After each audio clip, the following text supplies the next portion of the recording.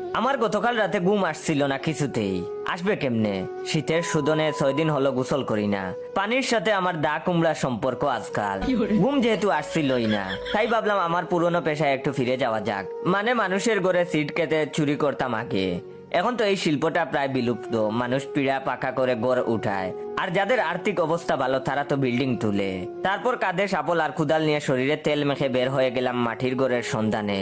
নিজ গ্রাম থেকে অনেকটা দূরে বিলের মাঝে একটা মাটির ঘরের সন্ধান পেলাম।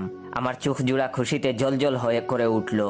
অনেকদিন পর শিল্পী তার শৈল্পিক কাজ করার সুযোগ পেয়েছে।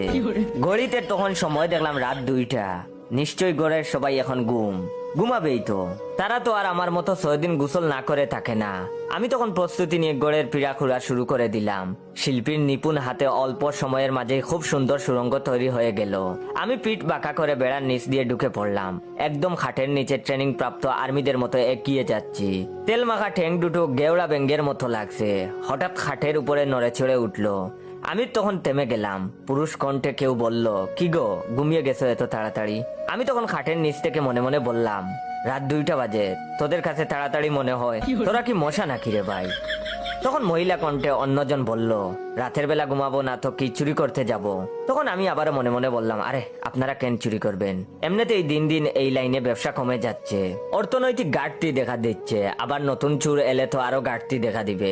তারপর বুঝতে পারলাম আমার উপরওয়ালারা জামাই বউ না ঘুমিয়ে দেশের জনসংখ্যা বাড়ানোর প্ল্যান করছে। জামাই তখন বলে উঠলো, চলো না একটু রোমান্স করি। তখন বউ দমক দিয়ে বলল, এই শীতে এই রাতে তোমার রোমান্স তোমার টুপকি দিয়ে বের করবো আমি, চুপচাপ ঘুমাও। আমি তখন নিচ থেকে বাহবা দিয়ে মনে মনে বললাম, এই না হলো শিক্ষিত মহিলা, দেশের জনসংখ্যা নিয়ে কত চিন্তা তার। ভাবলাম তখন এখন বেটা নিশ্চয়ই ঘুমিয়ে যাবে বউয়ের ঝাড়ি খেয়ে। কিন্তু না, হালার পুতের গেরা উঠেছে। সে তখন বলল, তোমাকে একটা আইফোন কিনে দিব যদি এখন রোমান্স করতে দাও। বউ তাতেও মানা করলো। বেটা এবার বলল, একটা সোনার চেইন কিনে দিব। আমি তখন ভাবলাম এবার রাজি হয়ে যাবে। সোনার যা দাম হাতই দেওয়া যায় না। কিন্তু সোনার নাকি সোনার চেইন লাগবে না। তখন সে রাজি হলো না। বেটা তবুও হার মানলো না, বললো একটা BMW গাড়ি দিব। আমি তখন মনে মনে বললাম, বাহ, সামান্য একটু সুখের জন্য কত বড় বড় লোভনীয় অফার। অথচ নাটকির পুলায় শুয়ে আছে টিনের চালের নিচে, আর আমি শুয়ে আছি মরমর করে এক বাইরে ভাই অথচ নাটকির পুলায় শুয়ে আছে টিনের চালের নিচে, আর আমি শুয়ে আছি মরমর করে একটা গুনে ধরা কাঠের নিচে। BMW গাড়ির কথা শুনেও বউ রাজি হলো না।